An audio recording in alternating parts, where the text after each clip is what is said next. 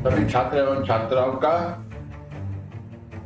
अपने समस्त व्यूअर्स का इकोनॉमिक्स स्टडी टाइम पर मैं प्रभात कुमार विश्नोई हार्दिक अभिनंदन करता हूं। साथियों, आओ शुरू करते हैं आज की अपनी ऑनलाइन क्लास। आज की अपनी ऑनलाइन क्लास में हम बोर्ड परीक्षा 2023 के लिए जो सर्वाधिक महत्वपूर्ण क्वेश्चन है यानी उपयोगिता ह्रास नियम के बारे में विस्तार पूर्वक जानेंगे और सचित्र इसकी व्याख्या देंगे। आपको हमने पिछले टॉपिक में कुल उपयोगिता, सीमांत उपयोगिता और उनके पारस्परिक संबंध की पूर्ण रूप से व्याख्या की है और भली भांति उसको समझाया है। आशा है आपने जरूर देखा होगा। और आज के इस वीडियो में हम आपको बताने जा रहे हैं सीमांत उपयोगिता ह्रास नियम। तो यानी बोर्ड परीक्षा 2023 की दृष्टि से महत्वपूर्ण क्वेश्चन है। चलिए आइए शुरू करते हैं इसको। देखिए, आवश्यकताओं के अनेक लक्षण होते हैं, ठीक है। आवश्यकताओं के अनेक लक्षण, आवश्यकता एक दूसरे की पूरक होती है, आवश्यकताओं में प्रतियोगिता होती है, वर्तमान की आवश्यकता भविष्य की आवश्यकता से अधिक तीव्र होती है, ठीक है। एक लक्षण है किसी आवश्यकता विशेष को एक समय विशेष में पूर्ण रूप से संतुष्ट किया जा सकता है और यही वो आवश्यकता का लक्षण है जिस पर उपयोगिता ह्रास नियम आधारित है। मैं आपको एक बात बहुत अच्छे करके बता रहा हूं कि आवश्यकता के जितने भी लक्षण हैं, प्रत्येक लक्षण पर अर्थशास्त्र का एक आधारभूत नियम टिका हुआ है। पिछले वीडियो में आपको आवश्यकता के बारे में बहुत सारी बातें बताई थी। किसी वस्तु की इच्छा पूर्ति के साधन साधनों को व्यय करने की तत्परता आवश्यकता कहलाती है। एक प्रकार की होती है अनिवार्य, आरामदायक और विलासिता। विलासिता की आवश्यकता को हम दो भागों में बांटेंगे, हानिप्रद और लाभप्रद। ये चीजें थोड़ी सी ऐसी हैं कि ये हमें मालूम होनी चाहिए। आज का जो ये हमारा वीडियो है, मैं इसके बारे में आपको बताऊं। देखिए,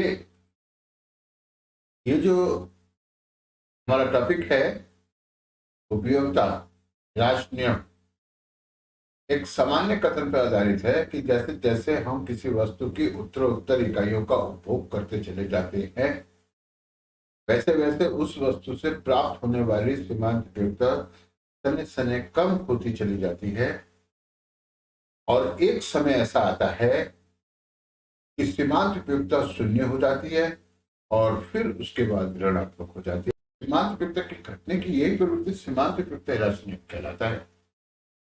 और इस नियम का सर्वप्रथम प्रतिपादन जो किया था वो H.H. गोसेन ने किया था। Gaussian, H.H. गोसेन, ठीक है।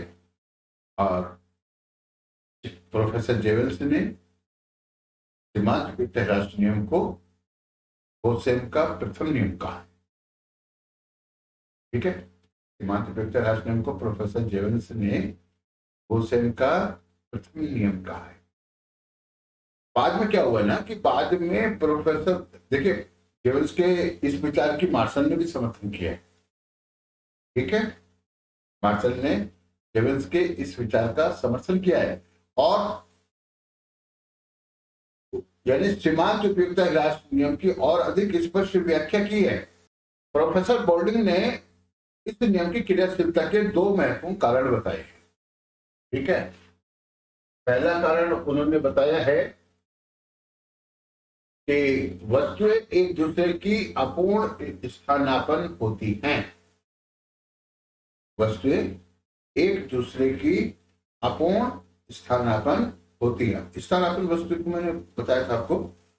स्थानापन्न वस्तु यानी अगर हम x के स्थान पर y का और y के स्थान पर x का प्रयोग कर सकते हैं तो दोनों वस्तुएं एक दूसरे की स्थानापन्न वस्तुएं कहलाएंगी। x के स्थान पर y का, y के स्थान पर x का अगर हम प्रयोग कर सकते हैं तो दोनों वस्तुएं एक दूसरे की स्थानापन्न कहलाएंगी। और यदि हमें x के साथ साथ y का प्रयोग करना जरूरी है, y के साथ साथ x का प्रयोग करना जरूरी है, तो दोनों पूरक वस्तुएं कहलाएंगी। जैसे कार है तो कार के साथ पेट्रोल, तो पूरक हो गया। पेन है तो इंक, पूरक हो गया। ठीक है, पूरक वस्तु है। और स्थानापन्न वस्तु, यानी कि जैसे गुड़ और चीनी, गुड़ के स्थान पर चीनी का, चीनी के स्थान पर गुड़ का। ठीक है, चीनी के स्थान पर मिश्री का प्रयोग कर सकते हैं। स्थानापन्न हो सकती है मिश्री चीनी का, लेकिन पूर्ण स्थानापन्न नहीं। मिठाई थोड़ा बनाओगे उससे। अगर हम चीनी की जगह मिश्री का प्रयोग करके मिठाई बनाने लगेंगे तो फिर, है ना, चला लिया बिजनेस अपने। जैसे मक्खन और रोटी है। अब आप चाहो कि रोटी मतलब ब्रेड, और हम ये चाहें कि हम केवल मक्खन से ब्रेड का यानी स्थानापन्न करते रहे, प्रतिस्थापन करें उसका। राम के पास ब्रेड है और शाम के पास मक्खन है,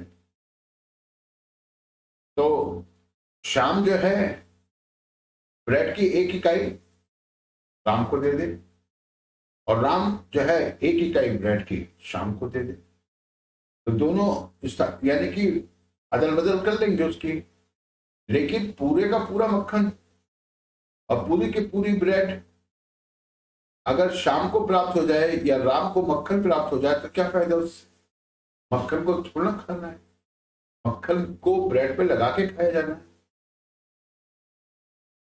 जैसे हमारे पास एक ब्रेड है और मक्खन नहीं है, तो ऐसे में एक, अगर हमें पहली इकाई मक्खन की प्राप्त हो तो धीरे धीरे क्या होगा कि वो अभी ब्रेड ज्यादा है, मक्खन कम है। दूसरी इकाई मिल जाएगी तो अभी भी ब्रेड ज्यादा है, तीसरी इकाई मिल जाएगी तो अभी भी ज्यादा है। एक समय ऐसा आएगा कि जब हमारी ब्रेड और मक्खन का जो अनुपात होगा बिल्कुल समान, मतलब जितना ब्रेड है हमारे पास उतना ही मक्खन। अब उसके बाद अगर अतिरिक्त मक्खन हमको प्राप्त होगा, क्या होगा, उसके उपयोग तो हमारे लिए घटती हुई होगी। यानी कि ब्रेड के साथ ब्रेड के साथ मक्खन जो है ना, पूर्ण रूप से पूर्ण स्थानापन्न उसका नहीं हो सकता। ये बात ठीक है, एक बात तो ये हो गई। दूसरी बात ये है कि किसी आवश्यकता विशेष को एक समय विशेष में पूर्ण रूप से संतुष्ट किया जा सकता है। बात समझ रहे, मतलब ये हुआ, चाहे हमारी कोई सी भी आवश्यकता हो, किसी भी प्रकार की आवश्यकता हो, उसे हम पूर्ण रूप से संतुष्ट कर सकते हैं। ठीक है, चाहे वो खेलने की आवश्यकता हो, मनोरंजन की, चाहे आप टीवी देख रहे हो या वॉलीबॉल खेल रहे हो, भूख की आवश्यकता हो, कोई सी भी आवश्यकता हो, किसी आवश्यकता विशेष को एक समय विशेष में पूर्ण रूप से संतुष्ट किया जा सकता है। ये आवश्यकता का एक लक्षण है, और इसी आधारभूत लक्षण पर ये नियम टिका हुआ है। ठीक है, याद रखने वाली बात है। यानी वस्तुएं एक दूसरे की अपूर्ण स्थानापन्न होती हैं, और किसी आवश्यकता विशेष को एक समय विशेष में पूर्ण रूप से संतुष्ट किया जा सकता है। आवश्यकता के इन्हीं लक्षणों पर, आवश्यकता के इसी लक्षण पर फिर कैलाश नियम टिका हुआ। जैसे भूख की आवश्यकता है, आप सुबह शाम दोनों टाइम खाना खाते हैं, जब खाना खाने बैठते हैं तो एक समय विशेष में हमारी भूख पूर्ण रूप से संतुष्ट हो जाती है ना, पूर्ण रूप से संतुष्ट। लेकिन क्या करना होता है, प्रेम से उपभोग करना, निरंतर उपभोग करना है। एक के बाद दूसरी, दूसरी के बाद तीसरी, तीसरी के बाद चौथी, चौथी के बाद पांचवी, लगातार उपभोग करना है। ये नहीं कि अभी गए, एक रोटी खाई और चले गए, खेल के आए, फिर खाई फिर चले गए, ऐसा नहीं करना है, लगातार उपभोग करना है। अगर खेलने की आवश्यकता है तो खेलिए, कितना खेलेंगे, 1 घंटा, 2 घंटा, 3 घंटा, कभी तो थकेंगे। ये कहा जा रहा है। किसी आवश्यकता विशेष को पूर्ण रूप से संतुष्ट किया जा सकता है। अर्थात जब कोई आवश्यकता हम संतुष्ट करने चलते हैं तो शुरू में हमें जो है उपयुक्तता घटती हुई मिलती है, धनात्मक होती है, फिर शून्य हो जाती है। जिस बिंदु पर शून्य हो जाती है वहां पर हमारी आवश्यकता पूर्ण रूप से संतुष्ट हो जाती है। उसके बाद भी हम उपभोग जारी रखते तो ऋणात्मक उपयुक्तता मिलती है। यही है सीमांत उपयुक्तता राशि, यानी कि घटती हुई सीमांत उपयुक्तता।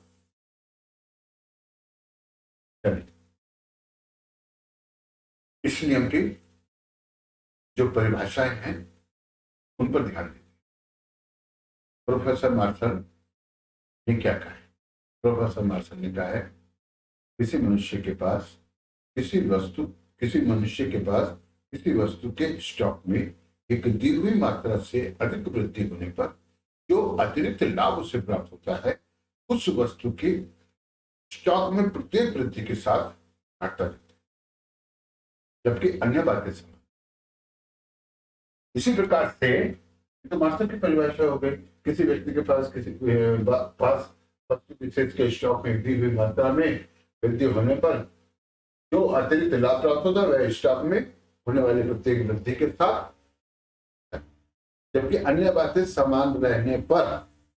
देखिए, अर्थशास्त्र का कोई भी नियम हो, प्रत्येक सिद्धांत प्रत्येक नियम के साथ ये जोड़ा रहता है कि अन्य बातें या एक सीमा के बाद या एक बिंदु के पश्चात या सामान्यतः ये इस और इंगित करते हैं कि इस नियम अथवा सिद्धांत की कुछ मान्यताएं हैं। यदि वो मान्यताएं पूर्ण होंगी तभी ये सिद्धांत लागू होगा। ठीक है, चलिए आगे बढ़ते हैं, दूसरी परिभाषा देखते हैं। प्रोफेसर चैपमैन के अनुसार जितनी ही अधिक कोई वस्तु हमारे पास में होती है हम उतनी ही अधिक उसमें वृद्धि कम अंश में चाहते हैं, अर्थात हम उतनी ही अधिक वृद्धि नहीं चाहते हैं। चैपमैन की परिभाषा है जितनी ही कोई वस्तु अधिक मात्रा में हमारे पास होती है उतनी ही हम उसकी अधिक वृद्धि कम अंश में चाहते हैं, या उतनी ही हम उसकी वृद्धि नहीं चाहते हैं। तीसरी परिभाषा प्रोफेसर थॉमस की है। जो मनुष्य किसी समय विशेष पर किसी वस्तु का अधिकाधिक मात्रा में उपभोग करता है तो प्रत्येक बाद वाली इकाई की उपयोगिता घटती जाती है। जो मनुष्य किसी समय विशेष पर किसी वस्तु का अधिकाधिक मात्रा में उपभोग करता है तो प्रत्येक बाद वाली इकाई की उपयोगिता घटती जाती है।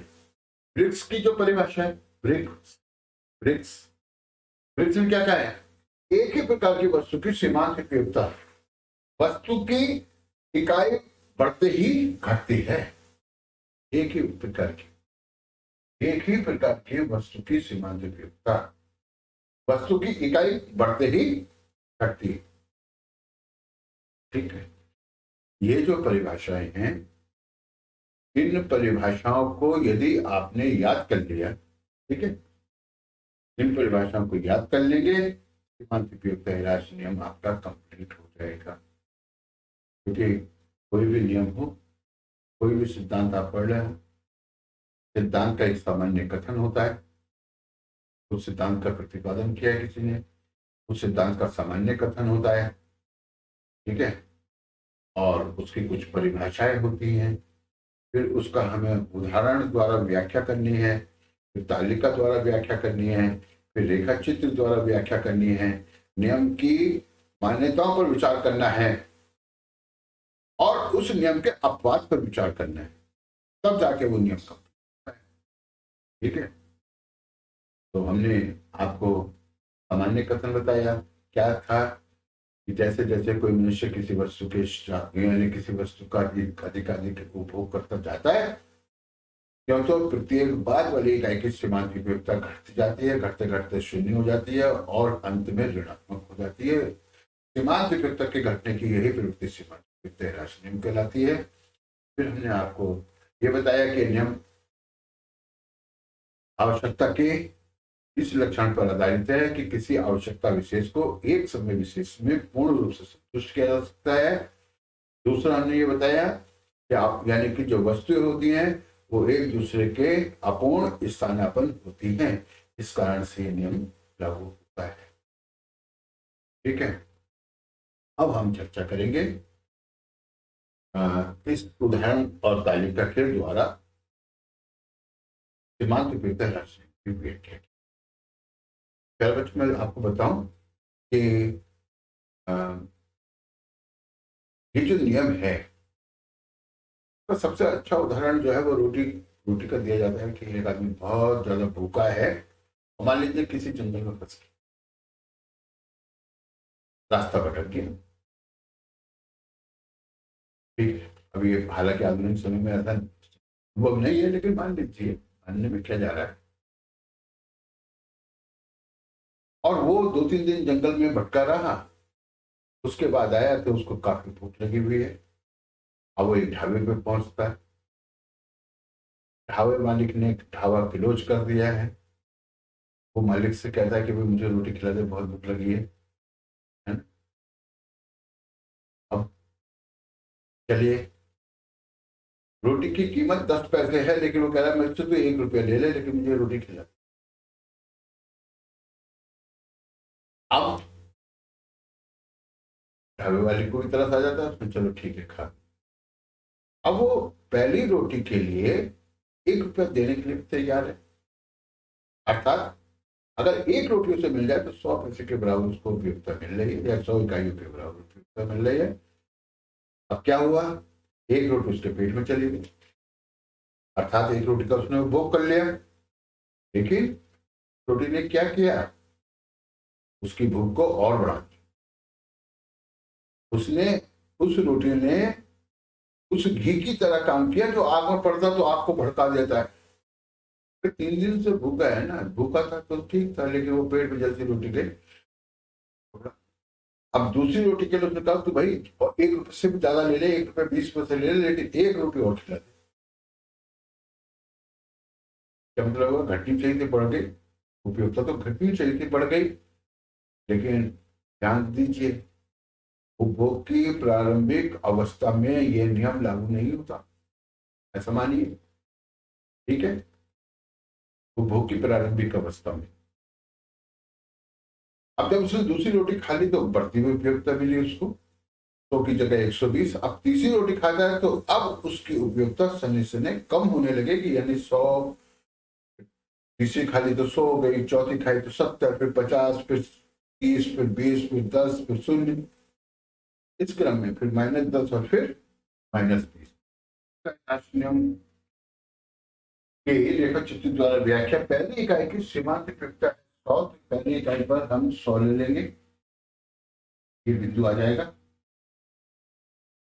दूसरी इकाई पर है 120, तो दूसरी इकाई ये है, और यहाँ 120, तो इसके बराबर यहाँ पे तो लग जाएगा, इजी है, ये बिंदु लग गया। फिर है 100, तो इसके ठीक संबंध पर यहाँ आ जाएगा बिंदु तीसरी इकाई का। चौथी इकाई पर है 70, 70 ये है, इसके समांतर चौथी इकाई ये हो गई, 70 हो गया।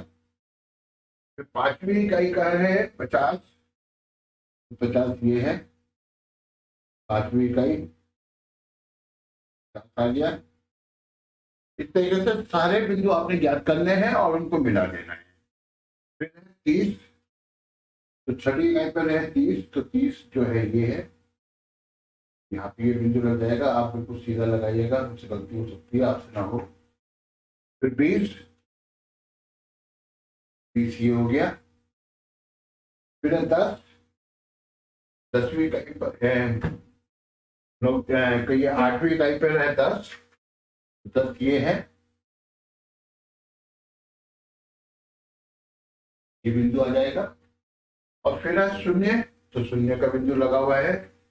फिर है -10, तो -10 पे बिंदु लगा है। और फिर है -20, तो -20 पर भी ये बिंदु लगा हुआ है। इन सारे बिंदुओं को मिलाना है, तरीके से मिला दीजिए बिल्कुल सीधा करके। ठीक है, ये आप इसके से मिलाएंगे। ठीक है, आपका मिला हुआ जो बिंदु होगा बिल्कुल ही आएगा। हमारे में कोई कमी आ सकती है, लेकिन आप में कमी ना आनी चाहिए। और इस तरीके से, ठीक है, थोड़ा तिरछा हो गया मेरे हाथ से। इस तरीके से ये वक्र आप बना लेंगे जो कि सीमांत उपयुक्ता वक्र है।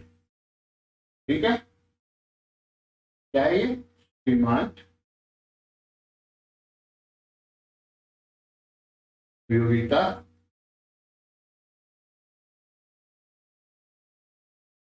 वक्र। देखिए शुरू में तो जरूर बढ़ा है, और ये इसलिए बढ़ा क्योंकि उपभोक्ता संकट की अवस्था में था, और एक अतिरिक्त इकाई यानी दूसरी इकाई की रोटी, यानी पहली इकाई की रोटी ने उसकी जो भूख थी उसको और बढ़ा दिया, जिसके कारण उसको दूसरी रोटी से ज्यादा उपयोगिता मिली। लेकिन इस रोटी के बाद जो है वो संकट की अवस्था से निकल गए, और तीसरी, चौथी, पांचवी, छठी, सातवीं, आठवीं, नवीं इकाई का उपभोग करने से उपभोक्ता को क्रम से घटती हुई सीमांत उपयोगिता मिली, जो कि वक्र जो है नीचे की ओर जाता हुआ बता रहा है आपको। यानी सीमांत उपयोगिता वक्र के नीचे से गिरने की जो ये प्रवृत्ति है, ये बता रहे हैं कि सीमांत उपयोगिता में शनि शनि कमी आई है। फिर नवी इकाई पर सीमांत उपयोगिता शून्य हो गई। इसको हम कहते हैं पूर्ण संतुष्टि का बिंदु। पूर्ण संतुष्टि का बिंदु मतलब कि इस बिंदु पर, इसको हम एस कह देते हैं, तो एस बिंदु पर उपभोक्ता की भूख पूरी तरीके से शांत हो चुकी है। और ये जो पूरा वक्र है ये एमयू वक्र है। ठीक है, सीमांत यूटिलिटी कर्व। तो ये जो वक्र है ये इसकी प्रवृत्ति बता रही है कि जैसे जैसे उपभोक्ता किसी वस्तु के स्टॉक में वृद्धि करता है, प्राप्त होने वाली सीमांत उपयोगिता एक सीमा के बाद या एक बिंदु के पश्चात क्रम से घटती। यही सीमांत उपयोगिता राशि नियम है, जिसकी आपको रेखा चित्र की सहायता से स्पष्ट व्याख्या हमने बताई है। उपयोगिता राशि नियम की जो मान्यताएं हैं उनको भी समझ लेते हैं। उपयोगिता राशि नियम की पहली मान्यता है, उपभोक्ता की आय, आदत, रुचि, स्वभाव, फैशन में कोई परिवर्तन नहीं होना चाहिए। विवेचन काल में उपभोक्ता की आय, आदत, रुचि, फैशन, स्वभाव में कोई परिवर्तन नहीं होना चाहिए। ठीक है, पहली मान्यता है। दूसरी मान्यता यह है कि वस्तु की सभी इकाइयां गुण तथा मात्रा में समान होनी चाहिए।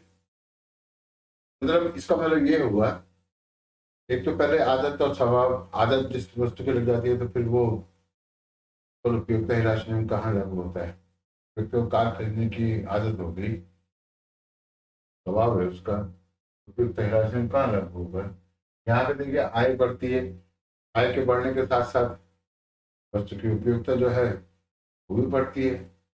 यहाँ पे जो है ये सब स्थिर मान लिया हमने। इसके बाद है वस्तु की इकाइयां गुण तथा मात्रा में एक जैसी होनी चाहिए। गुण तथा मात्रा में, जैसे एक व्यक्ति भूखा है तो रोटी खा रहा है, आप उसको जैसी रोटी खिला रहे वैसी ही रोटी होनी चाहिए, वही आकार होना चाहिए उसका। ये नहीं कि आप उसमें चेंज करके उसको खिलाएं। जैसे मान लीजिए कि पहले तो आपने उसको एक सादा फुल्का खिलाया, फिर आपने उस पर थोड़ा सा घी लगा दिया, तो पराठा बना दिया, फिर आपने उसको कढ़ाई में तल दिया, पूरी बना दी, फिर आपने उसमें कुछ पिट्ठी वगैरह भर दी पूरी में, वो तो इस तरीके से नहीं करना है। आपको केवल अगर पूरियां खिलानी तो पूरी, पराठे खिलाने पराठे, तो सारी इकाइयां गुण तथा मात्रा में एक जैसी होनी चाहिए, तभी उपयोगिता राशि नियम लागू होगा, अन्यथा वो लागू नहीं होगा। है ना? जैसे